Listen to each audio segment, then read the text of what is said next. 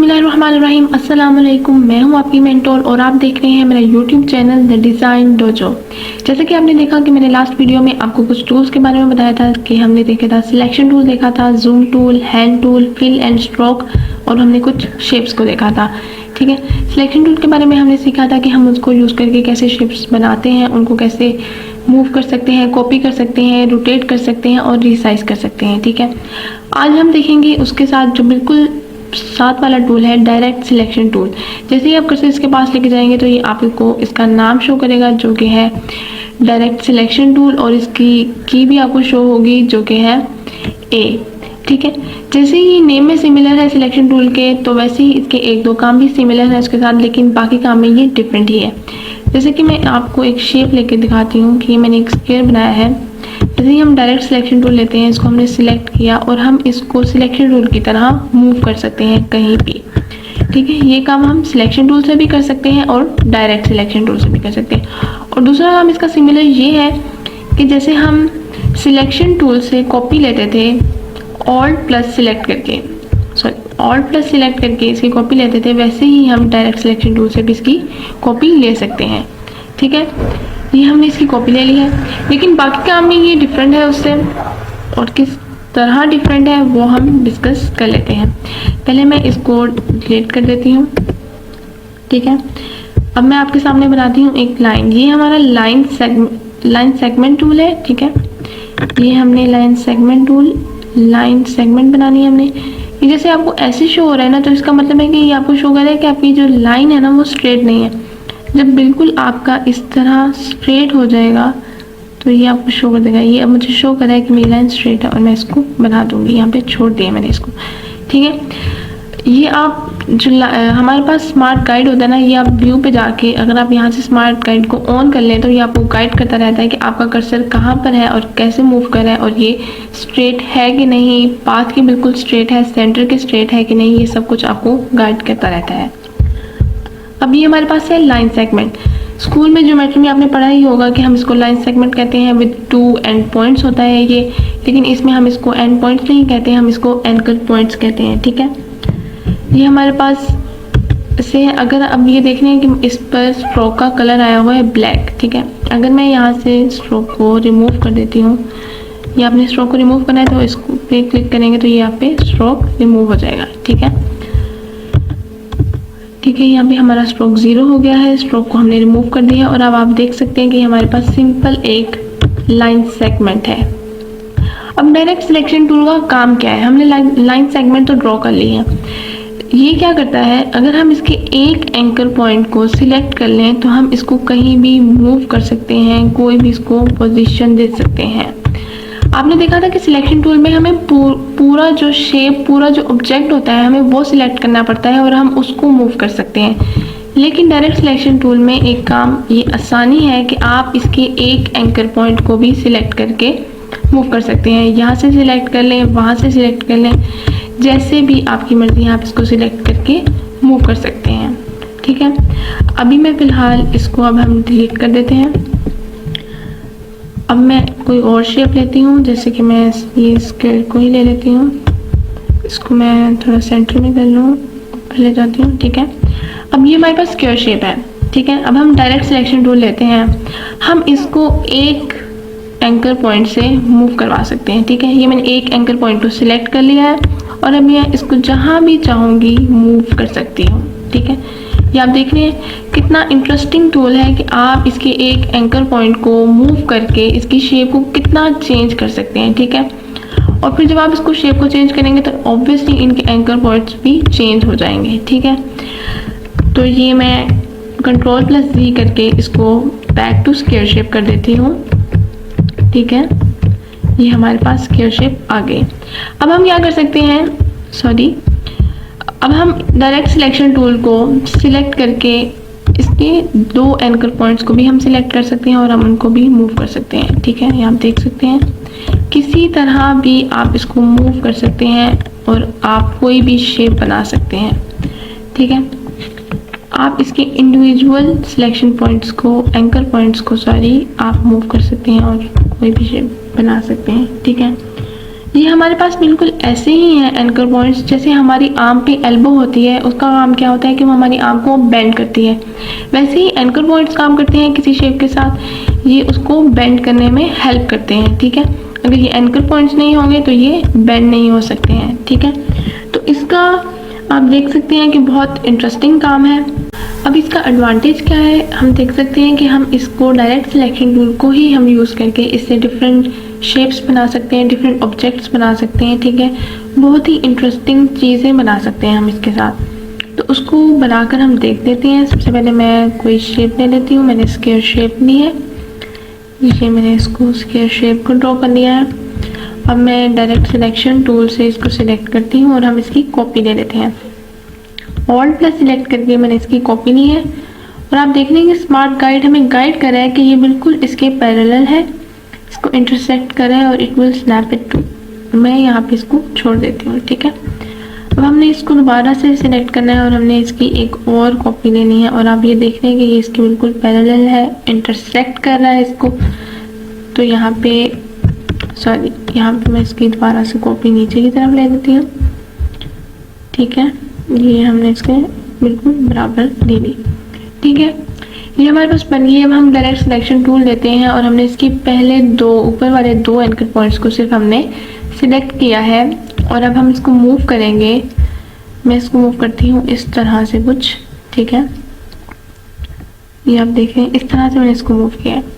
अब मैं इसकी ये दो एंकर पॉइंट्स को सिलेक्ट करती हूँ और इसको मैं इसके साथ ज्वाइन कर देती हूँ। ठीक है, अब मैं इसके ये चार एंकर पॉइंट्स, आप देख रहे हैं इसमें चार एंकर पॉइंट्स आ रहे हैं, एक दो, ये एक दो इसके और दो ये। ठीक है, ये चार एंकर पॉइंट्स इसमें आ रहे हैं।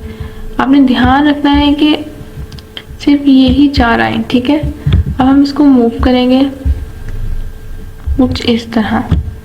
ठीक है, तो आप देख सकते हैं कि हमारे सामने एक बॉक्स प्रिपेयर हो गया है। ठीक है, अब हम इसको सारे को सिलेक्ट करते हैं और मैं इसकी एक कॉपी ले लेती हूँ। ऑल्ट प्लस सिलेक्ट के साथ ही ये बता रहा है कि इसके पैरेलल है। ठीक है, इसकी कॉपी आ गई है। मैं इसके नीचे वाले तीन को एंकर पॉइंट्स को सिलेक्ट करके इसको मैं मूव करती हूँ ऊपर की तरफ। ठीक है, ये आपने देखना है, आपने बिल्कुल स्ट्रेट लेके जाना है। अगर ज़रा सा भी आपका हाथ ड्रैग कर गया, ठीक है, तो ये आपकी शेप ख़राब हो सकती है, कहीं भी इधर उधर जा सकता है। ठीक है, आपने बिल्कुल इसको, स्मार्ट गाइड आपको गाइड कर रहा है कि आपने बिल्कुल इसको स्ट्रेट लेके जाना है। ठीक है, मैं इसको यहाँ पे लेके जाती हूँ और अगर आप साथ साथ शिफ्ट को भी प्रेस कर रहे हैं तो ये आपको बिल्कुल एग्जैक्ट पॉइंट पे लेके जाएगा। ठीक है, ये हमारे पास एक और बॉक्स प्रिपेयर हो गया है और ये हमारे पास बॉक्स है। हम इस सारे को सिलेक्ट करेंगे और मैं इसको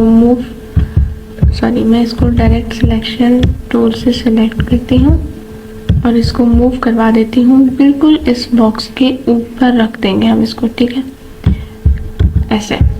तो आप देख सकते हैं कि हमारे पास एक बॉक्स प्रिपेयर हो गया है विद अ कैप। ठीक है, हमने इसको बॉक्स को बनाया, कैप को बनाया। अब अगर आप देखें तो ये जो सारे आपके पास शेप्स हैं, ठीक है, ये मैं डायरेक्ट सिलेक्शन टूल से ले लेती हूँ, तो ये सारी वैसे तो अलग-अलग है अभी। ठीक है, सेपरेट है मतलब। ठीक है, तो इसको अगर आप एक बनाना चाहते हैं तो मैंने आपको बताया था लास्ट वीडियो में भी कि आप राइट क्लिक करेंगे और इसको ग्रुप कर देंगे तो ये आपके पास एक ही ऑब्जेक्ट बन जाएगा। ठीक है, तो आप इसको सिलेक्ट करके कहीं भी मूव कर सकते हैं। अगर आप ग्रुप नहीं करेंगे तो आपकी जो शेप्स हैं सारी सेपरेट हो जाएंगी, वो सेपरेटली मूव करेंगी। ठीक है, तो आप देख सकते हैं कि हमने कितना इंटरेस्टिंग ऑब्जेक्ट बनाया है। सिंपल हमने डायरेक्ट सिलेक्शन टूल को यूज़ करके हमने सिर्फ एक शेप ली है, स्क्वायर की शेप, और हमने उससे ये एक बॉक्स बना लिया है। ठीक है, अब आप इससे फिल और स्ट्रोक में कलर फिल कर सकते हैं, स्ट्रोक फिल कर सकते हैं। ठीक है, लेकिन अभी हम कलर्स को डिस्कस नहीं करेंगे क्योंकि आप डिस्ट्रैक्ट हो जाएंगे थोड़ा उससे। हम अभी अपने पॉइंट पे रहते हैं, हम इसी को देखते हैं। तो जो आपके कलर्स हैं उनको हम अभी नेक्स्ट वीडियोस में देखेंगे। ठीक है, तो ये हमारे पास एक बॉक्स बन गया है। अभी मैं इसको डिलीट नहीं करती हूँ। अब हम एक स्टेप आगे बढ़ते हैं। मैं लेती हूँ हम रेक्टेंगल ही ले लेते हैं, स्क्वायर शेप ले लेते हैं इससे। ठीक है, और एक मैं ले लेती हूँ सर्कल। ठीक है, यहाँ पे मैं सर्कल ड्रॉ कर लेती हूँ। ठीक है, ये आपके सामने एक सर्कल है और एक स्क्वायर शेप है। अब आप देख सकते हैं कि इनमें कॉमन चीज़ क्या है, ठीक है। अगर मैं इसको सिलेक्ट करती हूँ तो आप देखते हैं कि इसके पास भी सेंटर पॉइंट है, इसको सिलेक्ट करती हूँ तो आप देखते हैं कि इसके पास भी सेंटर पॉइंट है। ऑफ कोर्स हर शेप के पास सेंटर पॉइंट होता है, लेकिन इनके पास एक और चीज़ कॉमन है जो कि आप देख सकते हैं, ये एंकर पॉइंट्स। इसमें भी 4 एंकर पॉइंट्स हैं, 1 2 3 और ये 4, ठीक है। और स्क्वायर में भी 4 ही एंकर पॉइंट्स हैं, 1 2 3 और 4, ठीक है। 4 एंकर पॉइंट्स हैं दोनों शेप में। और ये अगर हम सर्कल में देखें तो ये हमारे पास एंकर पॉइंट पे अगर हम क्लिक करते हैं तो ये हमारे पास क्या आता है, हैंडल्स। इसको हम कहते हैं हैंडल। ये आप देखें नाम आपको शो भी कर रहा है, ये कर्सर मैंने यहाँ पे रखा हुआ है तो ये हैंडल शो कर रहा है। इसको हम कहते हैं कर्सर हैंडल, सॉरी, ठीक है। अदर सॉफ्टवेयर में इसको बिजायर पॉइंट्स भी कहते हैं और जियोमेट्री में इसको टेंजेंट्स भी कहते हैं, ठीक है। सर्कल का टेंजेंट जो होता है, ठीक है, वो भी कहते हैं, लेकिन हम इसको इलस्ट्रेटर में कहते हैं हैंडल्स, ठीक है। अब अगर इसका काम क्या है कि अगर हम इस हैंडल को मूव करते हैं तो आप देख सकते हैं कि ये सर्कल की शेप को बिल्कुल ही चेंज कर देगा। मैं यहाँ से इसको चेंज कर रही हूँ। अब हैंडल्स के भी 2 एंड पॉइंट्स हैं, ठीक है, 2 एंकर पॉइंट्स भी आप कह सकते हैं, ठीक है। यहाँ से चेंज कर रही हूँ, इसको मैं क्लिक करके यहाँ से भी चेंज कर सकती हूँ, ठीक है। कहीं से भी आप इसको चेंज कर सकते हैं। हम इस एंगल पॉइंट से भी इसको चेंज कर सकते हैं, कहीं से भी आप इसको चेंज कर सकते हैं, ठीक है। अब क्या है कि मैं इसको Ctrl+C करके वापस एग्जैक्ट शेप्स सर्कल की कर देती हूँ, ठीक है। अब अगर हम देखें कि हमें इस स्क्वायर शेप में हैंडल्स ऐड करने हैं, क्योंकि इसमें हैंडल्स नहीं है, इसमें सिर्फ एंकर पॉइंट्स हैं। हैंडल्स हमारे पास किस में होंगे, सर्कल में होंगे, ठीक है। तो अगर हम इस स्क्वायर शेप में भी हैंडल्स ऐड करने हैं तो हम इसको ऐड कर सकते हैं एक टूल के साथ जो कि है हमारे पास। अगर आप पेन टूल में जाएं, उसके ड्रॉप डाउन मेन्यू में आपके पास एंकर पॉइंट टूल होगा, उसके आपने क्लिक कर देना है, एंकर पॉइंट टूल आपके पास आ जाएगा, ठीक है। अब आप इसको सिर्फ यहाँ एंकर पे रख के क्लिक करते हैं और इसको मूव करते हैं तो आप देख लें कि आपके पास यहाँ पर हैंडल्स आ गए हैं। अब आप इस हैंडल को मूव करके कोई भी शेप बना सकते हैं, ठीक है। अब मैं इसके साथ शिफ्ट को ले लेती हूँ ताकि हमारे पास एग्जैक्ट शेप बने, ये यहाँ से बाहर ना हो, ठीक है। और ये देखें हमने स्क्वायर की शेप में हैंडल्स दे दिए हैं और उससे भी हमने शेप को चेंज कर दिया है, ठीक है। आप देख सकते हैं कि हम डिफरेंट चीज़ें, डिफरेंट टूल्स को हम यूज़ करके एक शेप को डिफरेंट शेप्स में कन्वर्ट कर सकते हैं, ठीक है। अब अगर आप देखें कि जैसे हमने इसमें हैंडल्स ऐड किए हैं वैसे ही हम इनमें एंकर पॉइंट्स ऐड कर सकते हैं और हम एंकर पॉइंट्स को डिलीट भी कर सकते हैं। जैसे कि अगर अब मैं सर्कल पर एंकर पॉइंट पर क्लिक करती हूँ तो ये इसके एंकर पॉइंट्स को डिलीट करता जाएगा, हैंडल्स को डिलीट कर रहा है। और ये देखिए मैंने कहा था ना आपसे कि सर्कल और स्क्वायर शेप में ये चीज़ कॉमन है कि दोनों के 4 एंकर पॉइंट्स हैं। अब हमने उसके एंकर पॉइंट्स को डिलीट किया है तो ये हमारे पास स्क्वायर शेप में आ गई है, ठीक है। मैं दोबारा से इसको सर्कल में ले लेती हूँ, इसी तरह इसके पास है, ठीक है। ये मैंने इसको डिलीट कर दिया और ये हमारे पास एग्जैक्ट वही शेप फिर से आ गई, ठीक है। तो आप देख सकते हैं कि हम इन टूल के साथ, ये हमारे पास वैसे add anchor point tool, delete anchor point tool, ये सेम टूल्स हमारे पास है। हम इनको यूज़ करके भी ऐड कर सकते हैं एंकर को या डिलीट कर सकते हैं, लेकिन हमें इनकी ज़रूरत नहीं है, इनका काम भी एंकर पॉइंट टूल खुद कर देता है, ठीक है। अच्छा, तो मैं आप लोगों को बता रही थी कि जो हमारे पास पेन टूल में ड्रॉप डाउन मेन्यू में ये 2 टूल्स है, ऐड एंकर पॉइंट टूल और डिलीट एंकर पॉइंट टूल। इसका काम ये भी करता है और पेन टूल भी करता है, ठीक है। अगर हम कोई शेप ले लेते हैं, ठीक है, जैसे कि मैं स्क्वायर ले लेती हूँ, ये मैंने स्क्वायर शेप ली है, स्ट्रोक इसका मैं कम कर देती हूँ, यहाँ पे ज़्यादा आ रहा है, ठीक है। अब मैं यहाँ पे पेन टूल को लेती हूँ, ठीक है। अगर पेन टूल का काम क्या है कि ये एंकर पॉइंट्स को डिलीट भी करता है और ऐड भी करता है। अगर मैं इसको एंकर पॉइंट पे रख कर टिक करूँगी तो ये आप देख रहे हैं कि माइनस का साइन भी शो हो रहा है, तो इसका मतलब है कि यहाँ से हम एंकर पॉइंट को डिलीट कर देंगे। लेकिन अगर जैसे ही मैं इसको पाथ पे लेके जाती हूँ तो ये आपको प्लस का साइन शो कर रहा है, तो इसका मतलब है कि पाथ पे ये एंकर पॉइंट को ऐड करेगा और एंकर पॉइंट पे ये एंकर को डिलीट कर देगा, ठीक है।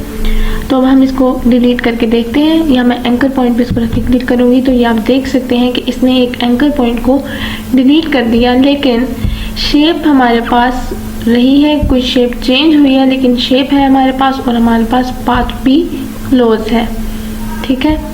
अब अगर मैं इसको दोबारा से वही शेप बना लेती हूँ और हम अब पाथ पे रखकर इसको क्लिक करते हैं तो ये हमारे पास एक एंकर पॉइंट ऐड हो गया है, ठीक है। अब मैं डायरेक्ट सिलेक्शन टूल की हेल्प से इसको मूव करती हूँ ऊपर की तरफ, ठीक है। तो आप ये देख सकते हैं कि हमारे पास एक ये आर्ट सा बन गया है। अब अगर मैं एंकर पॉइंट की टूल से इसको यहाँ पे क्लिक करती हूँ, इसको हम एक जैसी आर्च बना लेते हैं, ठीक है। आपने क्या करना है, शिफ्ट को साथ प्रेस करना है। ये आप देख सकते हैं एक इंटरेस्टिंग सा आर्च हमारे पास बन गया है, ठीक है। हमारे सामने एक इंटरेस्टिंग सा आर्च बन गया है। ये हमने पेन टूल से किया है, पेन टूल का काम है ये, ठीक है। पेन टूल से हम इसको ऐसे बना सकते हैं, एंकर पॉइंट्स को डिलीट कर सकते हैं और ऐड कर सकते हैं, ठीक है। अब हम कोई और शेप ले लेते हैं, जैसे कि मैं एलिप्स शेप को ले लेती हूँ, इसको मैं इस तरह ड्रॉ करती हूँ।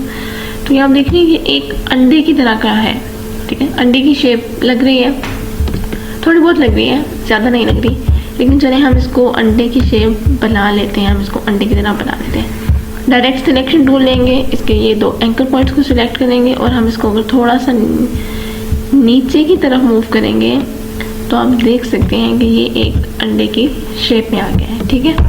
तो इस तरह करके आप इसको एक अंडे की शेप देख सकते हैं। तो बहुत आसान है, सिंपल, आपने सिर्फ टूल्स को देखना है कि हमने उनको यूज़ कैसे करना है, कहाँ से करना है, कहाँ हमने उसको एंकर पॉइंट्स को ऐड करना है, कहाँ से एंकर पॉइंट्स को मूव करना है और हमने उसको क्या शेप देनी है। तो बिल्कुल भी मुश्किल नहीं है, सिर्फ आपको थोड़ी सी प्रैक्टिस की ज़रूरत है। आप जैसे देख रहे हैं वैसे ही आप प्रैक्टिस करते जाएं और आपको ये सब आ जाएगा। बहुत आसान है, स्टार्टिंग है, आप लोग न्यू होंगे तो प्लीज़ प्रैक्टिस ज़रूर कीजिएगा साथ साथ, तो आपको ये सब कुछ आता जाएगा, बिल्कुल भी मुश्किल नहीं है, ठीक है। अच्छा चलिए अब हम कुछ और बनाकर देख लेते हैं। उसके लिए मैं सिलेक्ट करती हूँ यहाँ से कोई शेप, मैं ले लेती हूँ एलिप्स टूल, ठीक है। एलिप्स टूल से हम कुछ बना लेते हैं इस तरह की शेप, ठीक है, जस्ट लाइक अ ग्रेप, ठीक है। ये मैंने एक ग्रेप बना लिया है। अब हमें चाहिए इसके लिए इसकी स्टिक बनानी है, तो हम क्या करते हैं, ये हमारे पास लाइन सेगमेंट टूल है, इसके ड्रॉप डाउन मेन्यू में हमारे पास आर्क टूल होगा। आर्क टूल से हम कुछ भी कोई भी आर्क बना सकते हैं, तो ये मैं आर्क बना रही हूँ, ये मैंने इसकी बनाई आर्क, ठीक है। अब हम इसको उठाकर इसके ऊपर ले जाते हैं कुछ इस तरह। ये आप देखिए स्मार्ट गाइड हमें साथ साथ गाइड करिए कि ये हम सेंटर पे इंटरसेक्ट करिए, ठीक है। इसको मैंने कुछ इस तरह रख दिया है। अब हम इसका एक सर्कल बना लेते हैं यहीं से ही, ठीक है। यहाँ मैंने एक सर्कल बना लिया कुछ इस तरह, ठीक है। और मैं इसको फिल दे देती हूँ ब्लैक, ठीक है, ओके कर देते हैं, सॉरी, इसको ब्लैक फिल दे देती हूँ, ओके कर देती हूँ और ये ब्लैक फिल आ गया, ठीक है। तो आप ये देख सकते हैं हमारे पास एक ग्रेप की शेप आ गई है, ठीक है। हमने एक ग्रेप प्रिपेयर कर लिया है। अब मैं क्या करती हूँ, इसकी एक कॉपी ले लेते हैं हम ऑल्ट प्लस सिलेक्ट के साथ। ये हमने इसकी कॉपी ले ली है, ठीक है, सिलेक्ट करके कॉपी ली है। अब मैं इसी को सिलेक्ट करने देती हूँ और इसको हम सिलेक्शन टूल से हम इसको थोड़ा सा रोटेट कर लेते हैं, ठीक है। इसको इस तरह रोटेट कर लेना है, ठीक है। और इसको मूव करेंगे इसके कुछ इस तरह, ठीक है। और हमने क्या करना है, इसको भी हम कॉपी ले लेते हैं इसकी।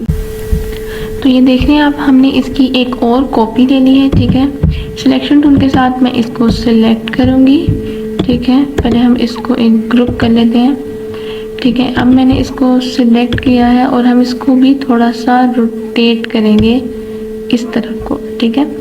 लेफ्ट साइड पे इसको रोटेट करना है आपने, ठीक है। इस तरह रोटेट किया है और इसको मूव करके आपने इसके यहाँ पर ले जाना है, ठीक है। इसको भी थोड़ा सा हम और रोटेट कर लेते हैं, राइट साइड की तरफ इसको रोटेट करते हैं और इसको हम थोड़ा सा मूव करके यूँ ले जाते हैं और इसको थोड़ा इस तरह कुछ, ठीक है। अब हमने क्या करना है कि हमारे पास ये हमारे पास बैक पे है, हमने इसको फ्रंट पे लेके आना है। तो उसके लिए हम क्या करेंगे, हम इसको सिलेक्ट करके हम इसको एवरेज पे आप जाएंगे, सॉरी अरेंज पे जाना है, हमने इसको सिलेक्ट करेंगे, अरेंज पे जाएंगे तो हमारे पास 4 ऑप्शन है, ब्रिंग टू फ्रंट है, ब्रिंग फॉरवर्ड है, ब्रिंग सेंड बैकवर्ड है, सेंड टू बैक है। अगर हम क्लिक करेंगे ब्रिंग टू फ्रंट तो इसका मतलब है कि हम इसको जितनी भी हमारे पास शेप्स हैं, ऑब्जेक्ट्स हैं, हम उन सब से इसको फ्रंट पे ले आएंगे, ठीक है। लेकिन अगर हम ब्रिंग फॉरवर्ड करते हैं तो इसका मतलब होगा कि ये हमें सिर्फ एक शेप से आगे आएगी।